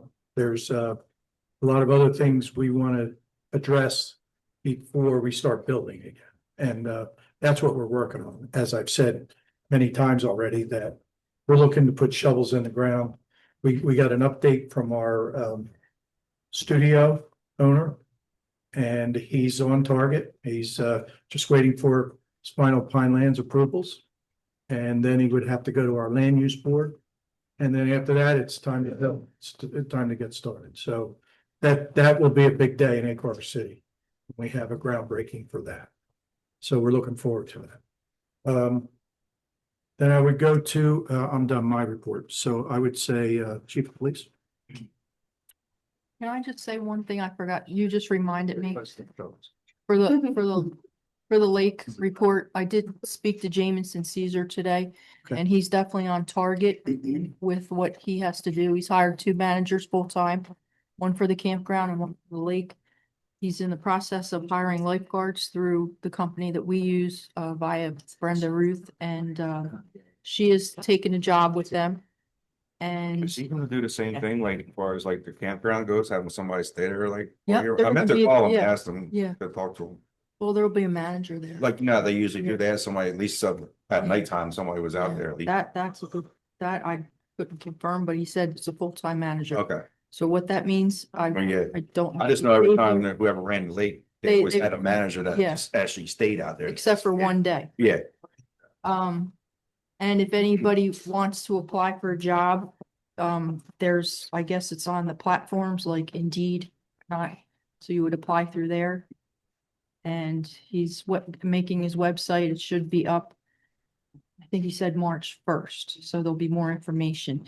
And thank you, Ryan, for getting that survey done, because I'm very worried about that. And I did tell Jameson that. I told him we're definitely working to get it done. And I told him that Jerry is absolutely 100% sure he could do his part in 30 days. I'm just waiting for the survey. I know. I'm just kidding. I know. So Ryan, it's all on you, Brian. No pressure. Yeah, right. No pressure. No pressure. That's all. Sorry, I should have said it already. Okay, Chief. Hit it. All right, so, I've got the numbers for you. We'll start with the numbers, January 22nd through today. We had one for the fraud, forcible assault, 20 thefts. We have 14 motor vehicle accidents, both pedestrian stops, 56 traffic stops, and 87 convictions, 19 arrests, including 1 on the line, 19 business alarms, 1 residential alarm, 151 crime prevention activities, 3 domestics, 34 EMS incidents, 1 firearms ID application, and follow-ups, 400 property checks, 24 facilities calls. A few notable things that happened. Our officers are out and about, and we do get stuck at the station sometimes, with paperwork, we have a lot of administrative stuff to do, we do, but, we do patrol and we look for stuff, and so on Saturday, January 24th, around 11:30, Sergeant Mancini apprehended a suspect during a commercial burglary in progress at one of the car dealerships on the White Horse Pike, located at 1019 White Horse Pike, right across from Orleans. He was doing cruising patrol and he observed an individual who was systematically attempting to open the doors of multiple vehicles parked at the dealership. When the other officers came around, they conducted a search of the premises and located a male suspect hiding inside of the rear cab of a Dodge Ram that was listed for sale. The suspect was taken into custody and he had 18 sets of key fobs on him. They looked at the building and he found that he had broken into the dealership and stolen this. He was charged. Keith Bennett was charged with 2 counts of burglary, criminal trespassing, possession of burglary tools, and those key fobs. So the implications of that are pretty big. So there's 18 key fobs. We would have planned to sell those. We would have had 18 stolen motor vehicles, which would have been a nightmare. But if not for our officers who, patrol around and look for things. So, so that's a pretty good thing. Additionally, he was found of act warrant out of Pennsylvania for failure to register a sex offender. So separate. It gets worse as it goes. Justice warrant. So he's currently being held pending further legal proceeding. So. Few weeks ago as well, on the 21st January, I was not very happy to report that we had a shooting on Cincinnati Avenue. Fortunately, there was no one hit, no property damage, nothing. Best case scenario. Better case scenario. On February 6th, after an investigation into that shooting, our police department, this is the County Prosecutor's Office, the Atlantic County SWAT team, we executed 3 court authorized search warrants and 1 court authorized vehicle search on that morning. And as a result of those, John Thorpe, 19, from Egg Harbor City, was arrested and charged with the following: 2 counts of unlawful possession of weapons, possession of a weapon for unlawful purposes, certain persons not to possess a weapon, 1 count each of aggravated assault with a deadly weapon, and conspiracy to commit aggravated assault. These were remanded at the Atlantic County Justice Facility pending further court proceedings. Additionally, Gail Hart, also from Egg Harbor City, was taken in custody on unrelated outstanding warrants and was subsequently released. We were assisted in the investigation by the Atlantic County Prosecutor's Office, and during the whole operation on that date, we were assisted by the Prosecutor's Office, the New Jersey State Police, and the Atlantic City Police Department sponsor. I have to say that I was super proud of our guys. Detective Rosenberger and Captain Herman spearheaded this investigation and did a lot of work finding out who did this. There were a lot of moving parts on that morning, executing 2 search warrants simultaneously. One of the subjects was not where we thought it was going to be, so we had to write for another search warrant for a 3rd location. We got that done within an hour and a half. We're able to hit that door. And everybody got in and out safely, and so they did an amazing job. So I'm really proud of the guys. They're doing a lot of great work to make sure that we keep the city safe. So I just have to really see our purpose. I'm very proud of them. They do great work. And even though we're a small department, pretty mighty. So that's all I got. Any questions? And I have one. Yeah. Did they find the fella who turned over the vehicle, the truck in front of my house? Yeah. That was funny. They tipped it over. Huge truck. And that guy ran away. It's under investigation. Yes, that. Superman. Yeah. Chief, can you email me the names of the officers and? Do you have I sent these. I know I don't have the names though, do I? Is that? Yeah, yes.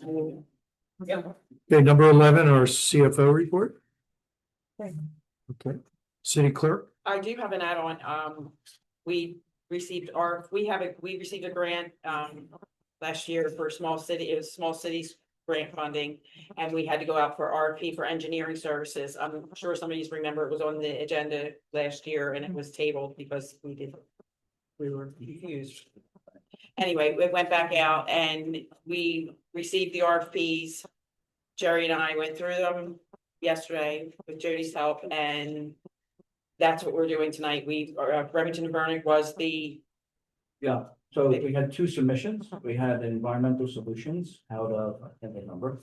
And then we had another one from Remington and Vernon, and both were really good, except in our opinion, and we used the score sheet in this case. R&V was able to complete the submission 100%. They had everything that we were asking for, as opposed to some deficiencies that the other bidder unfortunately didn't provide us. So that recommendation is the add to the agenda. That's for the ADA improvements at the senior center. Okay, is there a motion? I'll make a Yes, motion. Pat on. Second. Motion is being seconded. Any other questions? Roll call? Dovey, Yes. Galloway, Yes. Hesse, Yes. Keener, Yes. Ortiz. Yes. Sen, Yes. Timbers, Yes. right. Yes.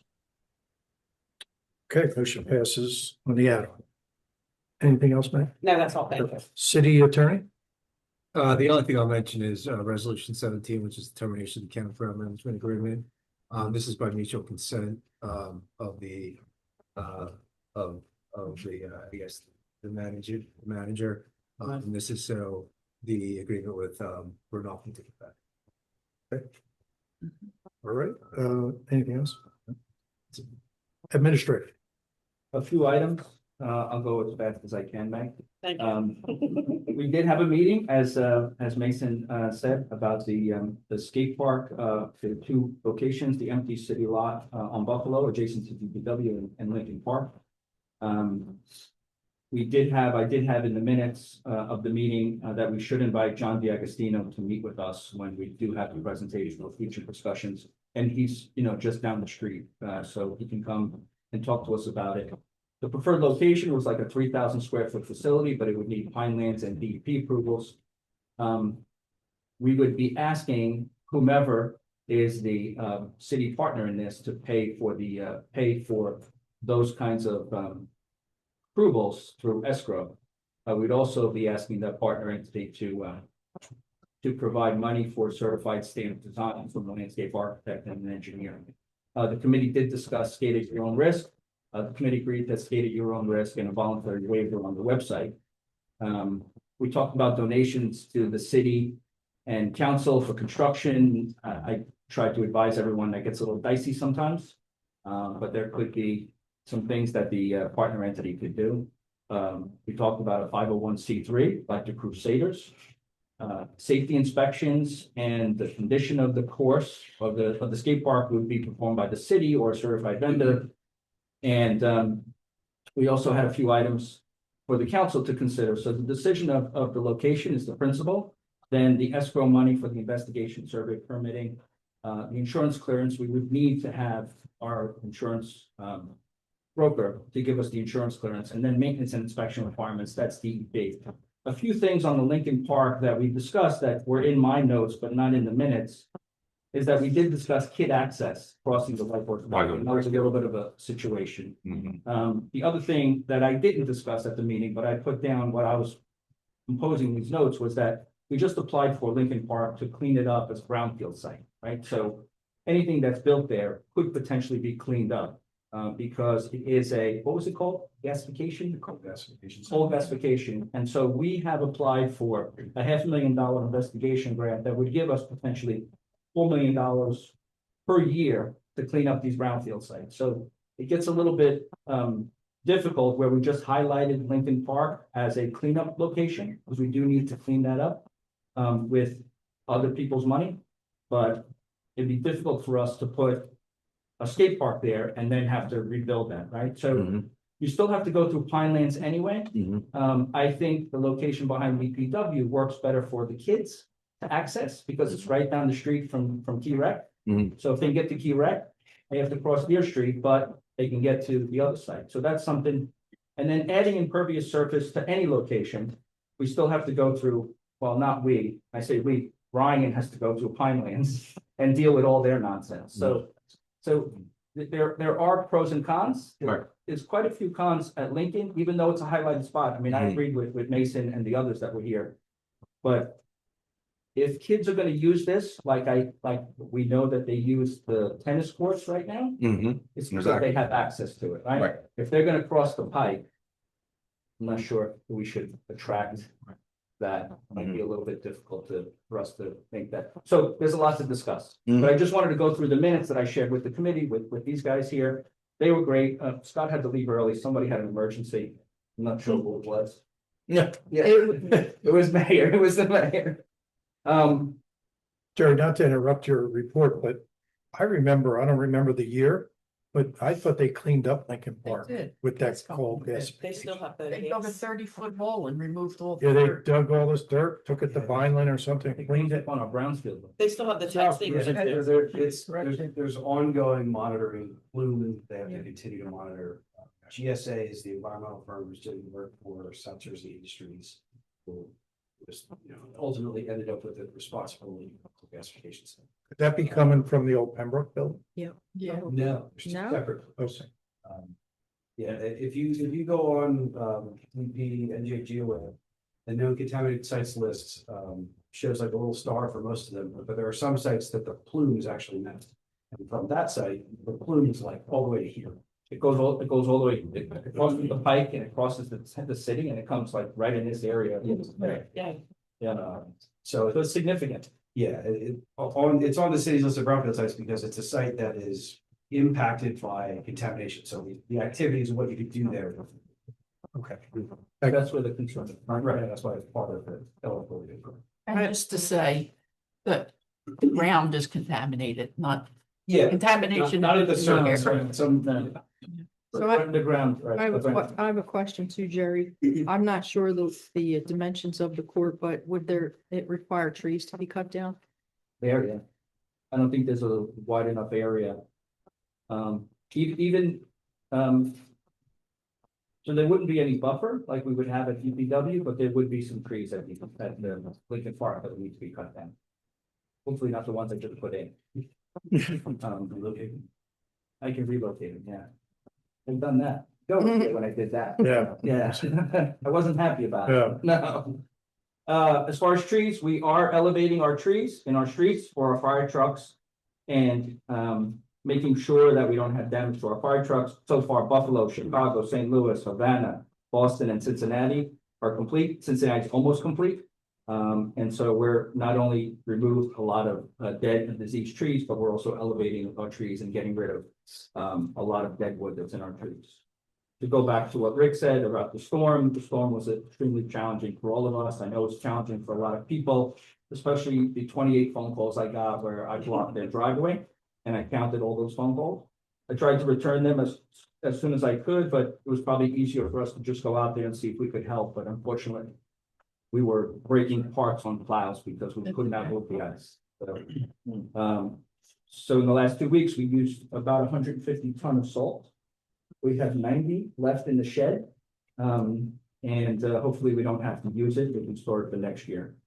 To go to Joe's point, we have had some great discussions at the redevelopment committee meeting, and we do have a major home builder discussion coming up in a couple of weeks. Or maybe in a week.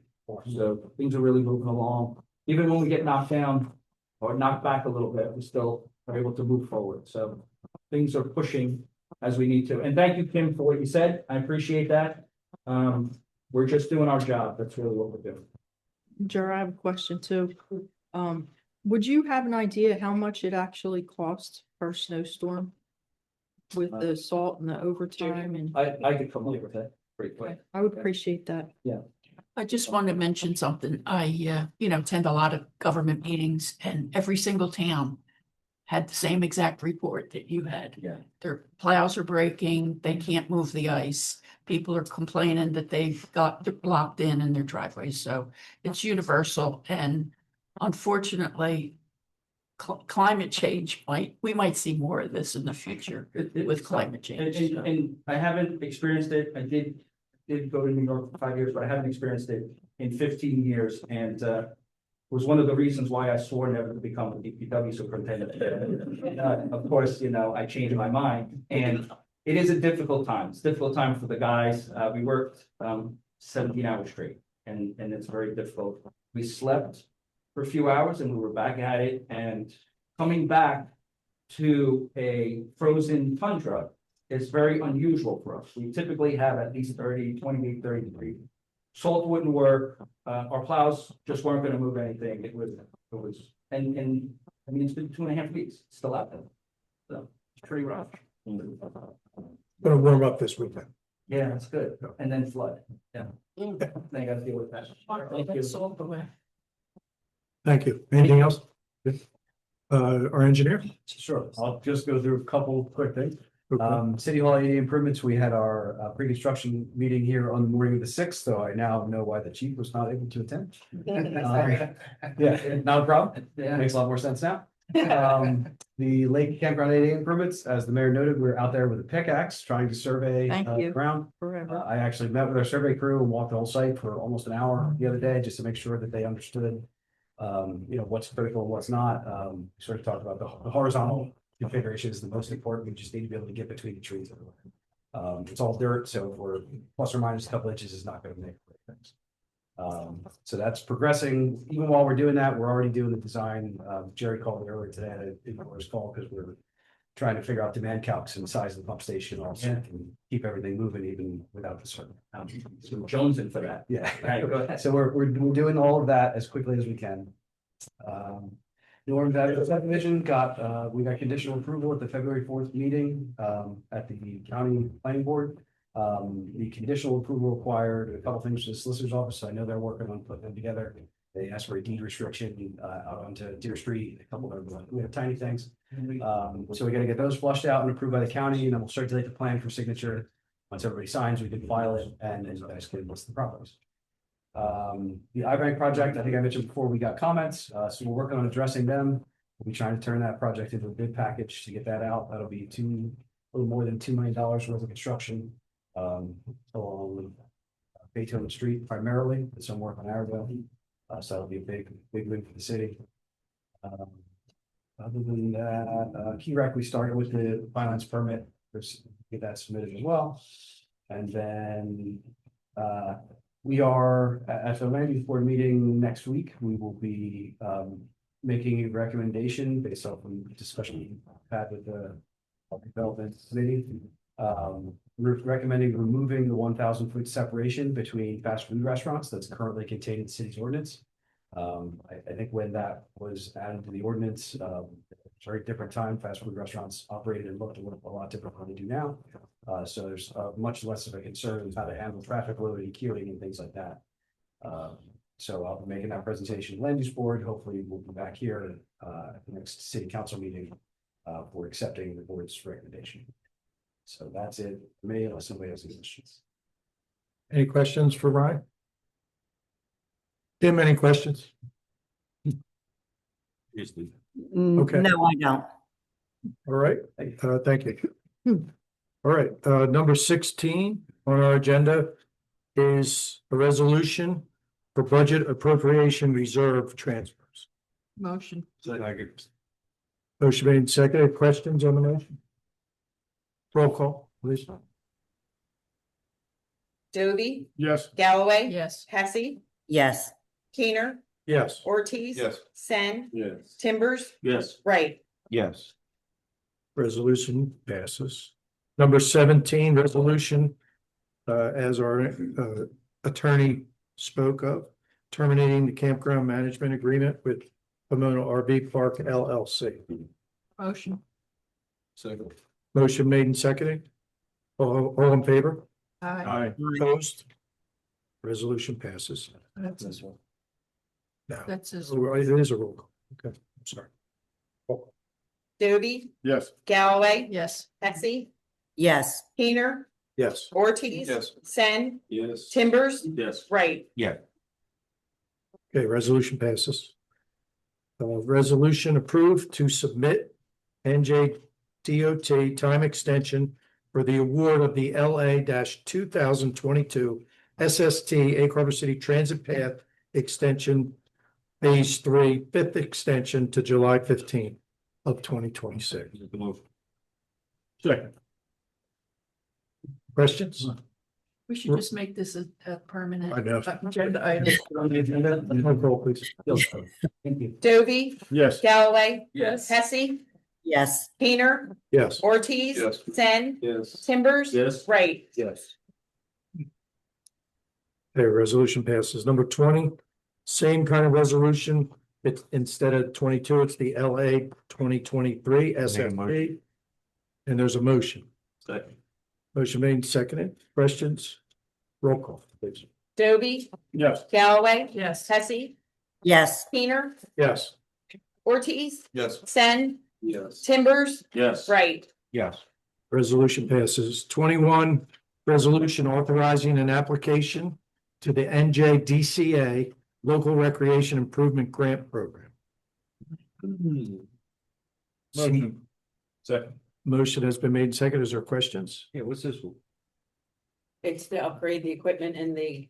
Rotary Park, for the The metal equipment. Replace that Oh, metal plant. I got it. Yeah. That's like totally. Any other questions?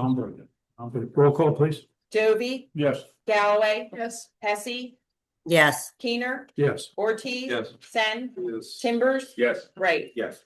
Resolution passes. 22, resolution authorizing execution of redevelopment agreement with Sea and Leaf Cultivation LLC for the redevelopment of block 1.07, lot 7, which is the former Acme site. Your motion? Little background on that. Yeah, I don't- They want to do a growing facility in that site. Gotcha. They had, last year, when they had come before council and presented. Yes. Okay. I'll make the motion. Second. Okay, roll call, please. Dovey, Yes. Galloway, Reluctantly, yes. Hesse, Yes. Keener, Yes. Ortiz. Yes. Sen, Yeah. Timbers, Yes. Wright. I'm a yes, but I just got a quick question. They allowed to be that close to a seller? Close to Because what? I thought like when they first came out, like the distributor and the grower had to be a certain distance apart. and- I don't know that that's. No. No, I don't think there's a. Oh, yeah, I didn't know. I thought when it all first started becoming legal, I thought there was a certain distance, like, cause I know like you couldn't distribute and have the grower like tied to this, cause that's what was happening with. Out of the same building. Yeah, It's a matter of we're left to municipalities. We pass no ordinance. yeah, Or that. yeah. Okay. Number 23 is a resolution for the Municipal Alliance Grant Prevention of Substance Abuse. Is there a motion? Motion. Second. Second. Questions? Yeah. Yeah. Is there any chance we could get more than $6,000 from this fund? You know, everybody takes cares in this, right? County distributes it. Yeah. Yeah, I know. And I was chair for 12 years Yeah, and so I- we never got an increase, ever. Yeah. Ever. What do the other towns get? It's based on population. But once in a while, if other towns decide to drop out, they do reallocate it. And are we spending the entire amount every year or do we have to give money back? No. You never give the spending at all. Is the distribution based on this population? I think that's how they do it. Substance abuse. All right, roll call, please. Dovey, Yes. Galloway, Yes. Hesse, Yes. Keener, Yes. Ortiz. Yes. Sen. Yeah. Timbers, Yes. Wright. Yes. Resolution passes. 24, resolution 100% disabled veteran tax exemption case number 2024-01, refund of third and fourth quarter 2024 property taxes. Second. Questions? Roll call, please. Dovey, Yes. Galloway. Yes. Hesse, Yes. Keener, Yes. Ortiz. Yes. Sen, Timbers, Yes. Wright. And Yeah. can I comment on that? Yeah, I know you were. You know what I'm gonna say. So I talked to our assemblyman today. And we're scheduling, the Finance and Redevelopment Committee will be scheduling a meeting with him to discuss certain items and bills that are that need change or that we would like them to support. And the one that relates to this 24 is there's a bill that was just introduced into the legislation about having the state fund these abatements, because right now this taxpayers of Egg Harbor City are, which veterans deserve that, not saying they don't. However, so we would collect them, if it does go through, we would collect the money and distribute it to ourselves, part of the municipal purpose tax, the schools, and can't remember what else. Oh, the county, the county. So hopefully, we'll get a little bit of help from the state with that, supporting our veterans, and I hope that they're all on board with that. So just Thank you. Just a news flash. Right, number 25 is a resolution authorizing the submission of Sustainable Jersey Grant funded by PSE&G. Motion. Motion made and seconded. Questions? Roll call, please. Doby, Yes. Galloway. Yes. Hesse, Yes. Keener. Yes. Ortiz. Yes. Sen, Yes. Timbers. Yes. Right. Yes. Resolution passes. Number 26 is a public hearing on bond ordinance number 2-2026, authorizing the completion of various capital improvements for the city of Egg Harbor, County of Atlantic, State of New Jersey, appropriating the sum of $750,000, therefore authorizing the issuance of general obligation bonds or bond anticipation notes of the city of Egg Harbor, County of Atlantic, in the aggregate principal amount of up to $712,500, making certain determination and covenants and authorizing certain related actions in connection with the foregoing. So is there a motion to hold public hearing? Motion. Second. All in favor? Aye. Opposed? Public hearing open. Is there anyone that wishes to be heard on bond ordinance number 2?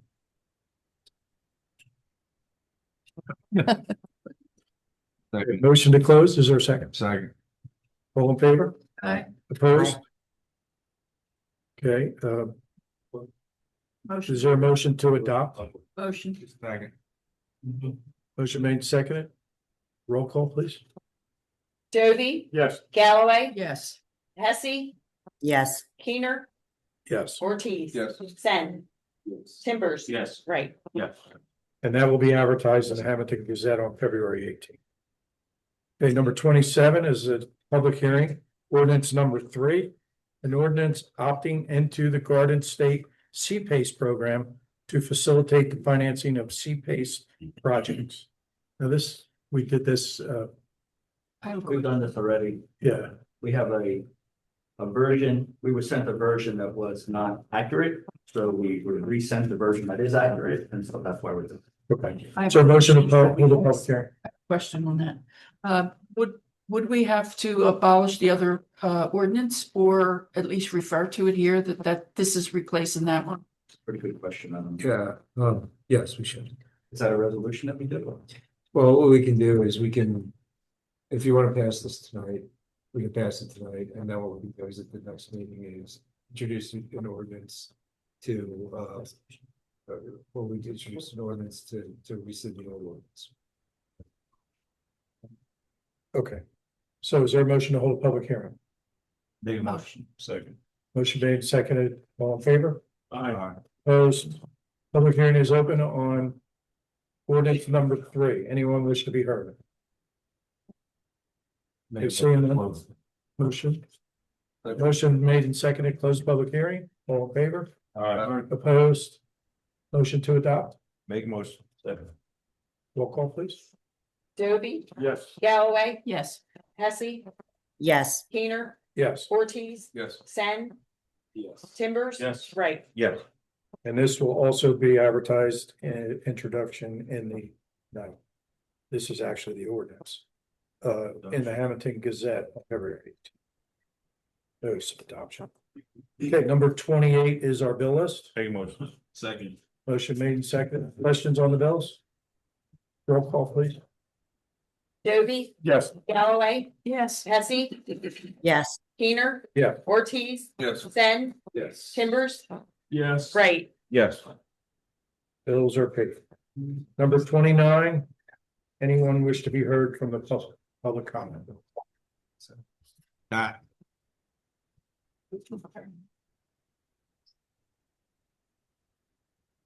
We're gonna do it, make sure. We are. We already. Got a paper. Yeah. Took 6 months. Wait, we could get it. Yeah, you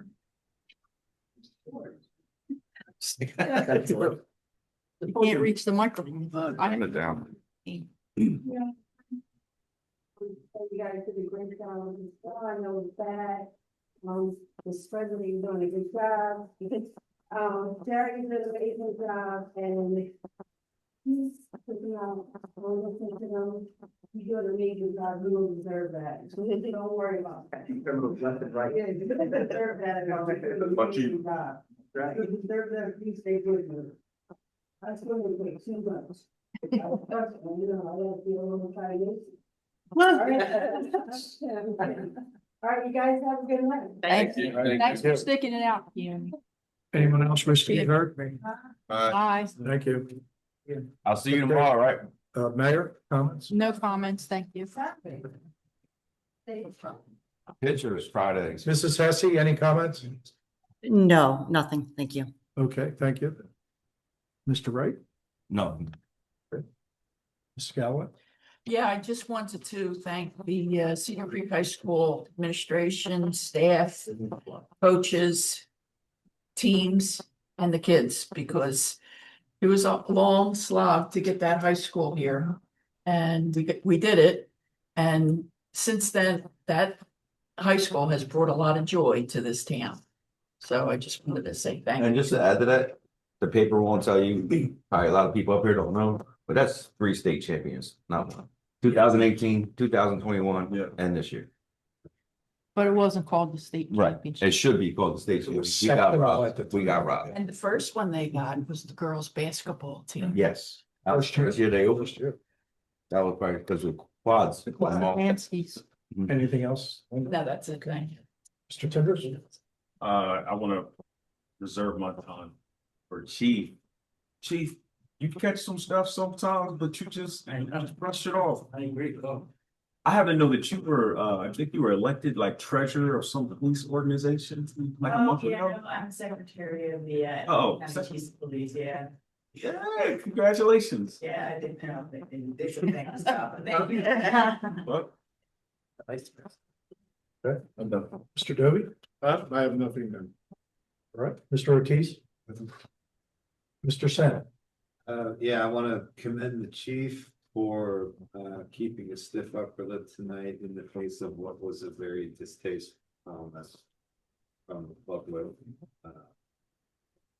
Anyway, and I'm just glad to see, congratulations to everyone who put the time in and had those buildings come down over the last few days. What a wonderful improvement, really. So anyway, that's all I have. Good, thank you. I just have one thing to say. I echo everybody else's comments about school and the chief. But I have to say that a former DPW superintendent went through some major surgery. And I hear he's doing pretty well. And so I read that on Facebook and he did tell me what he was getting done. Just keep him in your thoughts, so. Other than that, is there a motion to adjourn? Motion. Second? Yeah. All in favor? Were